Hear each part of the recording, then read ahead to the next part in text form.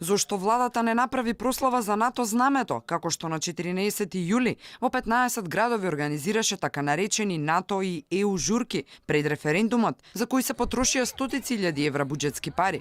Премиерот вчера повтори дека мнозинството од граѓаните на референдум дале поддршка за НАТО, но зошто одбра да не слави заедно со граѓаните? Зошто сега владата не одлучи дека треба да прослави на голема сцена, на широк простор, па да дојдат и граѓаните за кои премиерот вели дека се мнозинство, го поддржале еве членството во НАТО? Без да навлегувам во квалификациите како тоа вие го толкувате, односно ти или твојата редакција, овој пат апсолутно не беше предвидена никаква прослава, ниту никаква забава.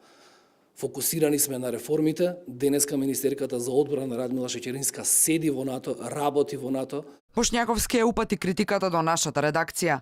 Иако вистината е во снимените материјали од 15-та града, каде освен бините, пејачите и некои симпатизери на СДСМ, немаше среќни граѓани желни за прослава.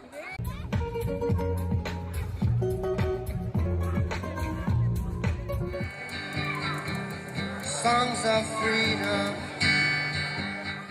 Зошто се постави знамето вчера, а не кога и де факто земјава ќе стане НАТО членка е нејасно.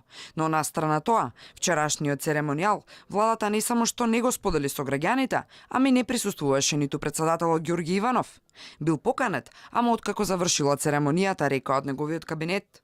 Владата побрза да објасни дека го поканиле и преку курир и преку електронска пошта на време. Не се појави ни Црвенковски, кому премиерот му посвети за благодарувачки реченици, ниту коалициониот партнер Ахмети, не дојде ни лидерот на опозицијата Мицкоски.